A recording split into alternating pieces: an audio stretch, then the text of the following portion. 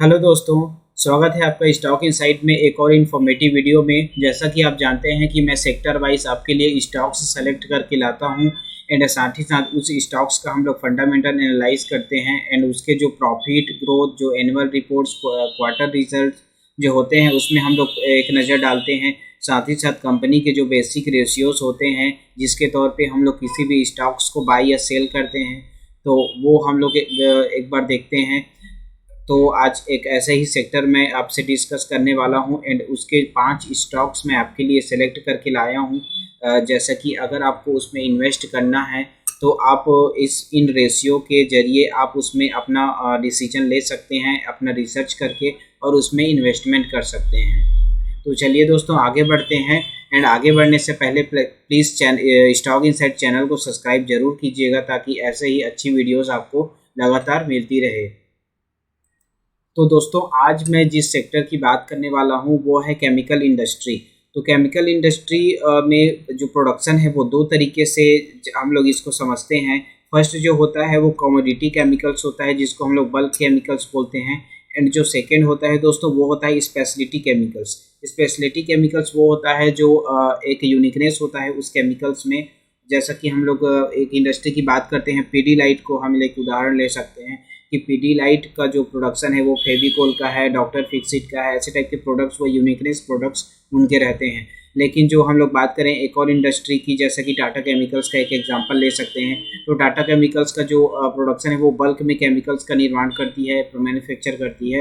And साथ ही साथ उसको जो उनका सेलिंग एंड प्राइसिंग पावर है वो एक हम लोग ये भी मान सकते हैं कि प्राइसिंग पावर जो बल्क प्रोडक्शन करती हैं उनके पास उतना नहीं होता है, क्योंकि वो लगभग सेम ही प्रोडक्ट मैन्युफैक्चर करते हैं। एंड उसके जो बायर्स होते हैं वो जहाँ से उनको कम प्राइस मिलता है वो रॉ मटेरियल्स वहाँ से खरीद सकते हैं। लेकिन जो स्पेशलिटी केमिकल्स में प्रॉफिट ये होता है कि उनके प्रोडक्ट में यूनिकनेस होता है, उनके पास हो सकता है पेटेंट भी हो और वो प्रोडक्ट सिर्फ वही बनाते हो। तो स्पेशलिटी केमिकल्स का ये एक प्रॉफिट हो जाता है। एंड साथ ही साथ अब आगे बढ़ते हैं दोस्तों। जैसा कि आपको ये समझ आ गया होगा कमोडिटी केमिकल्स वाले स्टॉक्स एंड जो स्पेशलिटी केमिकल्स वाले स्टॉक, तो स्पेशलिटी केमिकल्स वाले स्टॉक्स में हमें ज़्यादा इनको नज़र में रखना चाहिए, या फिर अगर इन्वेस्टमेंट करना है तो ऐसे स्टॉक्स में हमें इन्वेस्टमेंट ज़्यादा करना चाहिए। तो चलिए आगे बढ़ते हैं एंड जानते हैं इनका जो चाइना कनेक्शन है वो क्या है।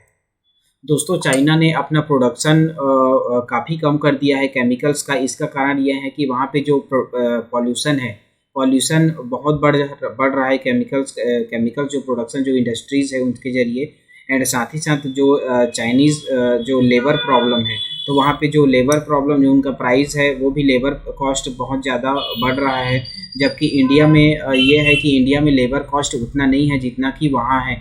एंड साथ ही साथ जैसे हम लोग एक कारण यही हो गया, एंड दूसरा कारण हम लोग समझते हैं कि जैसे चाइना एंड ताइवान को मिला के चाइना वन पॉलिसी बाहर के देशों को अपना समर्थन मांगता है कि बाहर के देशों को कि आप लोग मुझे समर्थन दें कि वन चाइना पॉलिसी का। लेकिन बाहर के देश जैसे कि यूएस को ही हम लोग एक मान के चलते हैं, क्योंकि यूएस एक बहुत बड़ी इकोनॉमी कंट्री है। तो US China plus one system को मानता है एंड इसके ज़रिए वो चाइना पर डिपेंडेंसी ख़त्म करने के लिए एंड बाकी कंट्रीज़ चाइना पर अपना डिपेंडेंसी कम करने के लिए और अलग अलग देशों से केमिकल्स का जो इंपोर्ट है वो कर रहे हैं। तो इसका सीधा फ़ायदा इंडिया को हो रहा है, क्योंकि इंडिया में अच्छे प्रोडक्शंस हो रहे हैं केमिकल्स का। एंड इंडिया का जो एक्सपोर्ट है वो भी अच्छा बढ़ रहा है, क्योंकि यहाँ पे जो लेबर कॉस्ट है वो कम है एंड इंडिया पे इंफ्रास्ट्रक्चर काफ़ी अच्छा है। एंड साथ ही साथ इनके जो मैन्युफैक्चरिंग प्लांट्स हैं उसमें जो प्रोडक्शन है वो अच्छा हो रहा है। तो इंडिया में एक्सपोर्ट हो रहा है एंड चाइना अपने केमिकल्स का जो प्रोडक्शन है वो कम कर रही है। तो इस कारण से इंडिया को इसका एक फ़ायदा हो रहा है। साथ ही साथ जो बाहर की जो कंट्रीज़ है वो अपना चाइना पे डिपेंड ना हो, इसलिए वो बाहर के अलग अलग कंट्रीज से केमिकल्स खरीद रही हैं, जिसमें इंडिया भी एक है। तो ये इंडिया के लिए एक अच्छा है आने वाले समय के लिए भी। एंड अभी इनका जो केमिकल्स का एक्सपोर्ट है वो अच्छा हो रहा है इंडिया से। तो जो ऐसे इन सेक्टर से जुड़े जो स्टॉक्स है वो अच्छा ग्रो होने वाला है आने वाले समय में। तो चलिए दोस्तों आगे चलते हैं और ये कौन कौन से स्टॉक्स हैं इसका एक बार हम लोग बात कर लेते हैं। तो दोस्तों फर्स्ट स्टॉक है दीपक नाइट्राइट का। दीपक नाइट्राइट स्पेशलिटी केमिकल से रिलेटेड मैन्युफैक्चर करती है एंड ये जो कंपनी है ये कॉस्मेटिक्स में भी इन्वॉल्व है, एक्सप्लोसिव पेंट्स, पॉलीमर्स, ऑप्टिकल ब्राइटनर्स, ये सब इनका मैन्युफैक्चर होता है। दोस्तों बात करें कंपनी की मार्केट कैप की, तो कंपनी का मार्केट कैप 28,000 करोड़ का है एंड इनके जो return on capital employed and return on equity देखेंगे तो ये शानदार है दोस्तों। 37.4 का रिटर्न ऑन इक्विटी है and return on capital employed 44.5 है, जो कि काफ़ी अच्छा है। एंड कंपनी का फेस वैल्यू 2 है एंड कंपनी का प्रॉफिट ग्रोथ 1.95% का है। जैसे देखेंगे पिछले ईयर ऑन ईयर इसको देखते हैं तो एंड कंपनी का रिटर्न ऑन इक्विटी हम लोग देख चुके हैं 37.4 है। एंड कंपनी का जो डेब्ट देखेंगे दोस्तों, कंपनी पे कर्ज 315 करोड़ का है जबकि इसका नेट प्रॉफिट 999 करोड़ का है, तो हम लोग इसको कर्ज मुक्त कंपनी मान सकते हैं। कंपनी का जो सेल था वो 7,334 करोड़ का इनका सेल हुआ था एंड कंपनी में जो करंट लाइबिलिटीज़ है वो 747 करोड़ का है। तो दोस्तों कंपनी का जो कर्ज सेगमेंट देखेंगे तो कंपनी में बिल्कुल भी कर्ज नहीं है, हम लोग डेट फ्री मान सकते हैं। एंड कंपनी का जो सेल है, सेल अच्छा आ रहा है, कंपनी में प्रॉफिट भी हो रहा है। जैसे कंपनी ने अपना नेट प्रॉफिट है 999 करोड़ का नेट प्रॉफिट जनरेट किया है, तो कंपनी काफ़ी अच्छा काम कर रही है। क्योंकि जैसे इसको देखेंगे return on equity and return on capital employed तो ये भी पॉजिटिव है एंड अच्छा भी है। एंड जैसे इसका सेल्स ग्रोथ देखेंगे दोस्तों तो 40% सेल्स ग्रोथ है इसमें, जो कि काफ़ी अच्छा है। दोस्तों जैसा कि हम लोग चार्ट में देख रहे हैं कि 2019 के बाद से इस केमिकल सेक्टर ने काफ़ी अच्छा अपना ग्रोथ दिखाया है, क्योंकि 2019 के बाद से जो स्टॉक केमिकल्स का जो प्रोडक्ट्स है उसका यहाँ इंडिया से अच्छा एक्सपोर्ट हुआ है एंड ऐसी कंपनीज इनको फ़ायदा मिला है इनसे। दोस्तों दीपक नाइट्राइट का हम क्वार्टर रिजल्ट देख लेते हैं। जैसे इनका जो सेल था 2021 का जो सेल था दिसंबर 2021 का, ये 1722 करोड़ का था। उसके बाद मार्च 2022 में ये 1872 हो गया एंड जून 2022 में 2058 हो गया। तो जैसा कि हम लोग इसमें देख सकते हैं कि क्वार्टर ऑन क्वार्टर इनका सेल जो है वो बढ़ रहा है। एंड इसका जो ऑपरेटिंग मार्जिन देखेंगे दोस्तों, तो ऑपरेटिंग मार्जिन 352 था दिसंबर 2021 में। उसके बाद मार्च 2022 में 410 हुआ, जो कि बढ़ गया। एंड अभी जो रिसेंट क्वार्टर में देखेंगे तो रिसेंट क्वार्टर में 356 है, जो कि कम हुआ। तो कम हुआ इसका कारण हम लोग समझ सकते हैं कि पिछला क्वार्टर तो पूरा मार्केट डाउन था, इंडिया का भी एंड बाकी कंट्रीज़ का भी। तो हम लोग समझ सकते हैं इसमें इनका जो क्वार्टर रिजल्ट है वो उतना पिछले क्वार्टर से क्यों कम आया है। तो आगे चलते हैं एंड नेट प्रॉफिट की बात करते हैं। दोस्तों इसका जैसे नेट प्रॉफिट देखेंगे तो 21 में इसका नेट प्रॉफिट था 200 दिसंबर का जो क्वार्टर था 242 करोड़ का। एंड उसके बाद मार्च 22 का जो क्वार्टर था उसमें 267 करोड़ का। एंड अभी जैसे जून का तो देखेंगे तो जून में 235 करोड़ का। 235 करोड़ मतलब कि जून से इनका मार्च से इस क्वार्टर का जो सेल था वो कम हो गया, जैसा कि मैंने अभी बात किया। एंड अर्निंग पर शेयर देखेंगे दोस्तों, तो अर्निंग पर शेयर 17.78 था, जो कि 19 हो गया था पिछले क्वार्टर में। एंड अभी जो क्वार्टर रिजल्ट्स आया है उसमें 17.20 है, 17.20। तो इसका कारण ये है कि जो अभी मार्केट डाउन था इसके कारण से इसमें इसके अर्निंग पर शेयर में गिरावट हुई है। अब दोस्तों हम लोग ओवरऑल एक बार ईयर ऑन ईयर हम लोग देख लेते हैं कि इनका परफॉर्मेंस कैसा है। तो दीपक नाइट्राइट का जो 2021 का जो सेल था वो 4360 करोड़ का था, जो कि जो 2022 में बढ़ के 6802 हो गया, जो कि बढ़ गया है। एंड कंपनी का जो ऑपरेटिंग मार्जिन देखेंगे तो 1252 का जो ऑपरेटिंग मार्जिन था 2021 में वो 2022 में बढ़ के 1607 हो गया, जो कि बढ़ गया है उस समय से ऑपरेटिंग प्रॉफिट जो है। एंड ऑपरेटिंग मार्जिन दोस्तों 29% का था, जो कि 24% हो गया था। ऑपरेटिंग मार्जिन कम हो गया है। दोस्तों बात कर लेते हैं नेट प्रॉफिट की। तो 2021 में इनका नेट प्रॉफिट था 776 करोड़ का, जो कि 2022 में बढ़ के 1067 हो गया है। तो नेट प्रॉफिट इनका बढ़ गया है। एंड कंपनी का अर्निंग पर शेयर देखेंगे तो अर्निंग पर शेयर भी 56 था पिछले ईयर में, जो कि इस ईयर में बढ़ के 78 हो गया है, जो कि अच्छा है दोस्तों। तो दोस्तों बात कर लेते हैं अब शेयर होल्डिंग पैटर्न्स की। तो इसमें इस कंपनी में जो प्रमोटर की हिस्सेदारी है वो है 45% की, एंड FIIs की है, फॉरेन इंस्टीट्यूशन की 9% की हिस्सेदारी है, एंड जो डोमेस्टिक इंस्टीट्यूशन है उनकी 10% की है, एंड उसके बाद जैसे देखेंगे तो पब्लिक का इसमें 34% का हिस्सेदारी है।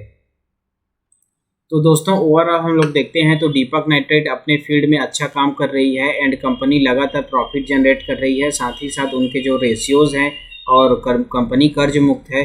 तो इस कंप्लीट एनालाइज से हम लोग समझ सकते हैं कि कंपनी आने वाले समय में अच्छा रिटर्न देगी अगर हम उसको इस प्राइस में इन्वेस्ट करते हैं, एंड आने वाले समय में कंपनी का ग्रोथ बहुत ही अच्छा रहेगा। तो दोस्तों दीपक नाइट्राइट के बाद हम लोग बात कर लेते हैं दूसरी कंपनी का। तो दोस्तों ये कंपनी है Castrol India limited. Castrol India limited जो ऑटोमेटिव एंड इंडस्ट्रियल लुब्रिकेंट्स का निर्माण करती है। तो ये कंपनी का हम लोग कंप्लीट डिटेल एक बार देख लेते हैं कि इनका जो मार्केट कैप है वो 11,286 करोड़ का मार्केट कैप है, एंड कंपनी का return on capital employed and return on equity दोस्तों शानदार है। 49% का इनका रिटर्न ऑन इक्विटी है, and return on capital employed 67% का है, जो कि काफ़ी अच्छा है। कंपनी का फेस वैल्यू 5 है। कंपनी में प्रॉफिट ग्रोथ अच्छा है, 4.28 का प्रॉफिट ग्रोथ है, जो कि दीपक नाइट्राइट से इनका प्रॉफिट ग्रोथ ज़्यादा है। एंड कंपनी का जो नेट प्रॉफिट देखेंगे तो नेट प्रॉफिट 809 है, तो नेट प्रॉफिट दीपक नाइट्राइट से इनका नेट प्रॉफिट कम है। एंड कंपनी का जैसे बात करें डेप्ट की तो 2.4 करोड़ का डेप्ट है, तो कंपनी को हम लोग डेप्ट टू इक्विटी जैसे देखेंगे तो कर्ज मुक्त कंपनी मान सकते हैं इसको। एंड कंपनी का जो अर्निंग पर शेयर देखेंगे दोस्तों तो 8 रुपये इसका अर्निंग पर शेयर आ रहा है, एंड कंपनी ने जो सेल किया था वो 4641 करोड़ का कंपनी ने सेल किया है। कंपनी का जो सेल ग्रोथ देखेंगे तो कंपनी का सेल ग्रोथ 20% का इनका सेल ग्रोथ आ रहा है, एंड दोस्तों कंपनी डिविडेंड भी देती है, 2.63% का डिविडेंड कंपनी देती है। एंड अब बात कर लेते हैं कंपनी के क्वार्टर रिजल्ट्स की। दोस्तों क्वार्टर रिजल्ट चार्ट में आ गए हैं हम लोग, एंड इनका जो दिसंबर वाला क्वार्टर था, तो दिसंबर वाला क्वार्टर में इनका 1000 का सेल हुआ था, 1091 करोड़ का, जो कि बढ़ के मार्च वाले क्वार्टर में 1236 करोड़ हो गया, एंड उसके बाद जून क्वार्टर में 1242 हो गया। मतलब क्वार्टर ऑन क्वार्टर इनका सेल जो है वो बढ़ा है। एंड बात कर लेते हैं ऑपरेटिंग मार्जिन की, तो ऑपरेटिंग प्रॉफिट की, तो ऑपरेटिंग प्रॉफिट इनका दोस्तों 266 था दिसंबर वाले क्वार्टर में 2021 में, तो एंड मार्च वाले क्वार्टर में 317 हो गया, जो कि बढ़ गया। एंड 2022 में जून वाले क्वार्टर में अभी जस्ट जो क्वार्टर आया था उस क्वार्टर में इनका कम हो गया है, 286 हो गया है। तो वो कम क्यों हो गया ये हम लोग समझ सकते हैं, जैसा कि हम लोग दीपक नाइट्राइट का देखे हैं कि जो यूरोपीय कंट्रीज क्राइसिस प्रॉब्लम जो था, तो ये इनका ये भी कारण हो सकता है। दोस्तों बात कर लेते हैं नेट प्रॉफिट की। तो दिसंबर का इनका क्वार्टर था 189 करोड़ का प्रॉफिट था, एंड मार्च 22 में 228 हो गया, जो कि बढ़ गया। एंड जून 22 में इनका फिर से कम हो गया, क्योंकि उस टाइम पे मार्केट डाउन था। अर्निंग पर शेयर देखेंगे दोस्तों तो अर्निंग पर शेयर 2021 से 2022 में अर्निंग पर शेयर बढ़ गया था, लेकिन अभी पिछले क्वार्टर में इनका अर्निंग पर शेयर 2.31 से 2.09 हो गया है, जो कि अर्निंग पर शेयर पिछले क्वार्टर में कम हुआ है। दोस्तों अब ओवरऑल इनका ईयर ऑन ईयर एक बार हम लोग ग्रोथ देख लेते हैं कैस्ट्रॉल इंडिया का। तो दिसंबर 2020 में देखेंगे तो दिसंबर 2020 में 2997 था, जो कि दिसंबर 21 में 4192 हो गया है, जो कि इनका रिजल्ट्स काफ़ी स्ट्रांग आया है दिसंबर 20 से दिसंबर 21 में।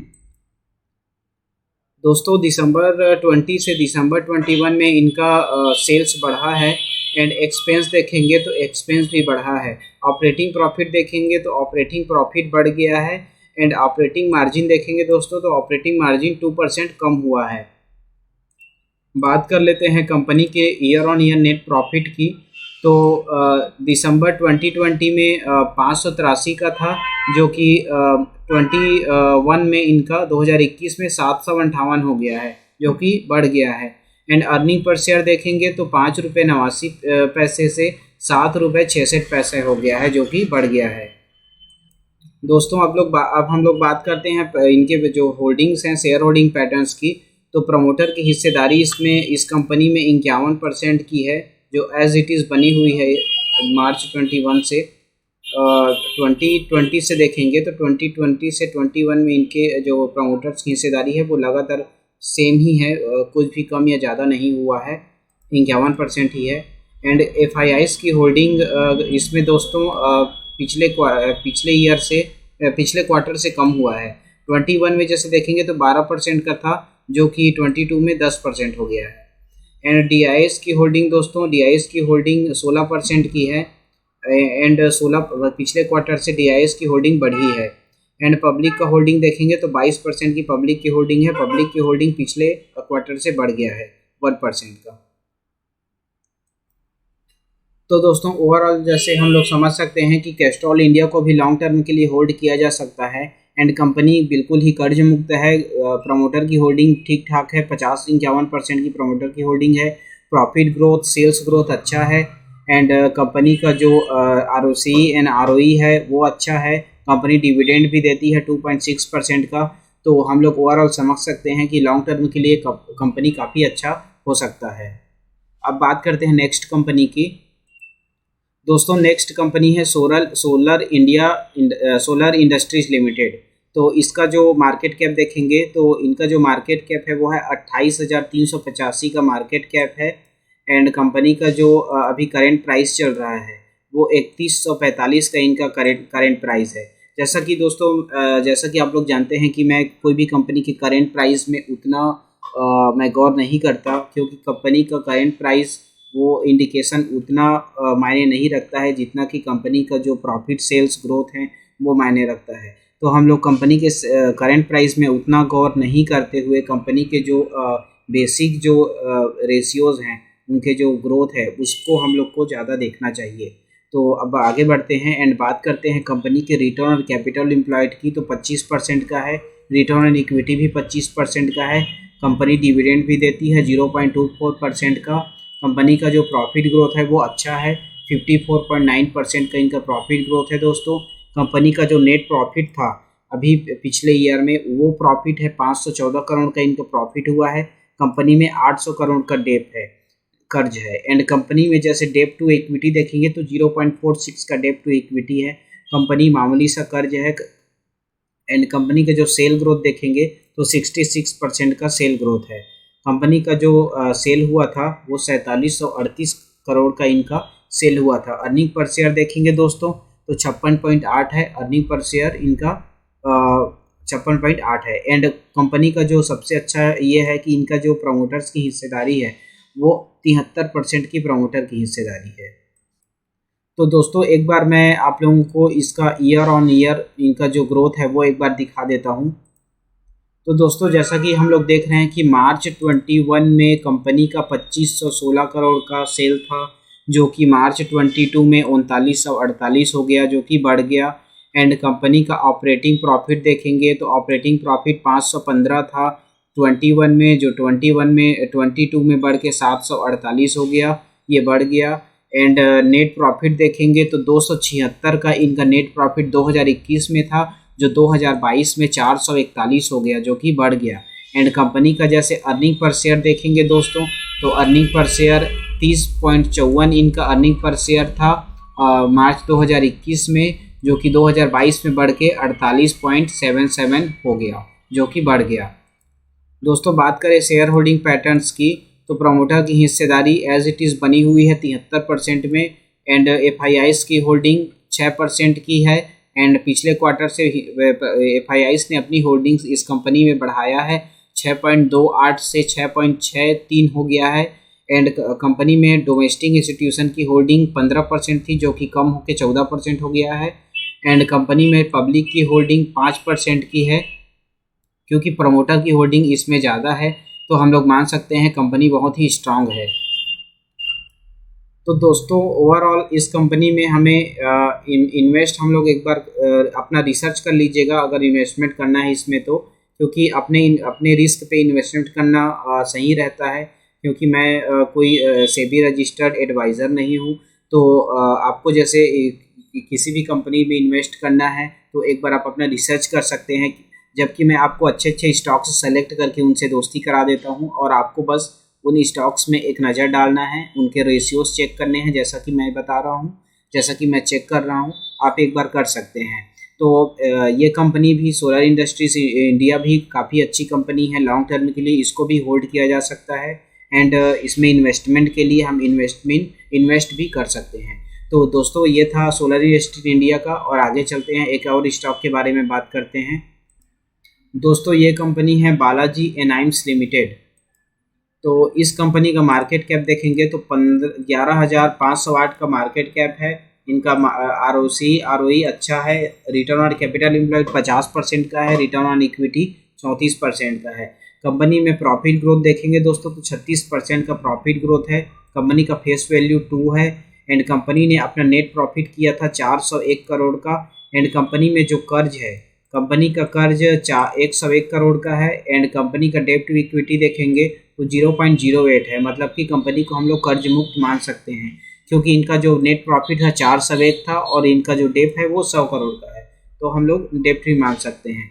कंपनी जो जो सेल किया था तो 2540 करोड़ का कंपनी ने सेल किया था अभी ईयर में या क्वार्टर में मान सकते हैं। एंड कंपनी का जो सेल ग्रोथ है दोस्तों तो 65% का कंपनी का सेल ग्रोथ है एंड कंपनी में प्रमोटर्स की हिस्सेदारी 53% की है। कंपनी का जैसे अर्निंग पर शेयर देखेंगे तो 124 का अर्निंग पर शेयर आ रहा है इसमें। दोस्तों ईयर ऑन ईयर एक बार हम लोग इसका प्रॉफिट और लॉस चेक कर लेते हैं। तो कंपनी का जो सेल था 2021 में 1308 का था, जो कि 2022 में बढ़ के 2300 हो गया है। 1300 से 2300 मतलब कि इनका सेल काफ़ी बढ़ गया है। कंपनी का जैसे ऑपरेटिंग प्रॉफिट देखेंगे तो 373 से 630 हो गया, जो कि डबल हो गया है। दोस्तों कंपनी का नेट प्रॉफिट देखेंगे तो 238 का इनका 2021 का था, जो कि 2022 में बढ़ के 368 हो गया है, जो कि बढ़ गया है। इनका अर्निंग पर शेयर देखेंगे दोस्तों तो 73 था अर्निंग पर शेयर, जो कि बढ़ के 113 हो गया है।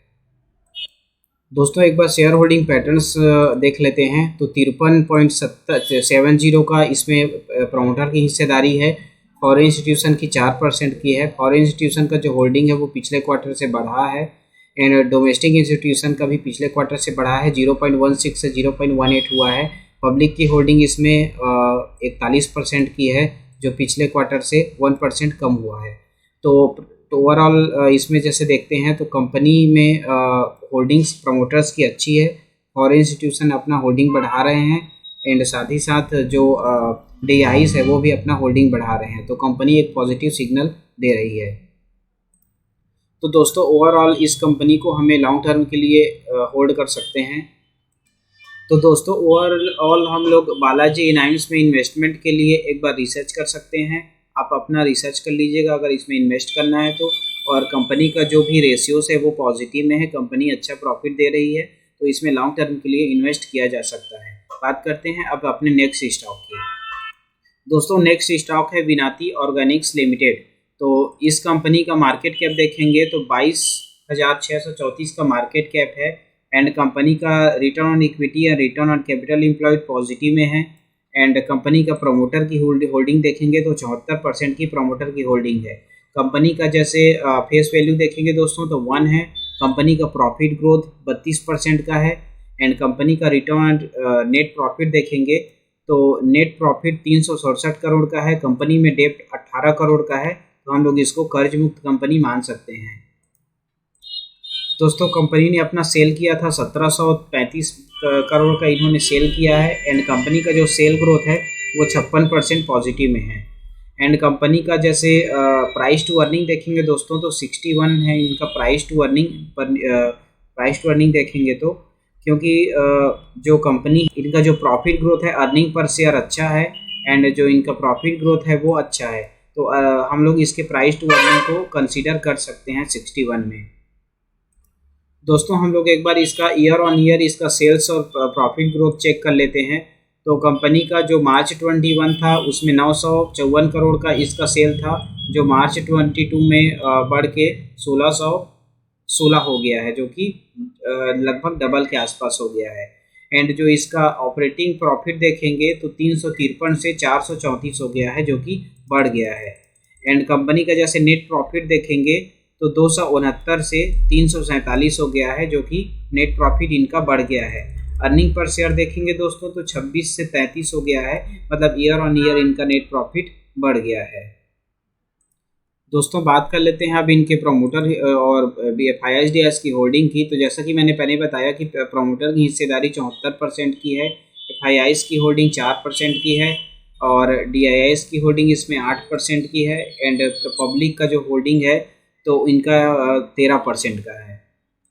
एंड इसमें जो FIIs है वो अपना होल्डिंग बढ़ा रहे हैं ईयर ऑन ईयर। जैसे हम लोग देखते हैं 21 में 4.53 था, जो 22 में बढ़ के 4.66 हो गया है। तो ईयर ऑन ईयर FIIs इसमें होल्डिंग बढ़ा रहे हैं एंड प्रमोटर का जो होल्डिंग है वो एज इट इज़ बना हुआ है। तो दोस्तों ये कंपनी के लिए एक पॉजिटिव सिग्नल है और इसमें इन्वेस्टमेंट के लिए हम लोग लॉन्ग टर्म इन्वेस्ट इस कंपनी में कर सकते हैं। तो दोस्तों ओवरऑल जैसे विनाती ऑर्गेनिक की बात करेंगे तो ओवरऑल कंपनी अच्छी है, लगातार प्रॉफिट दे रही है।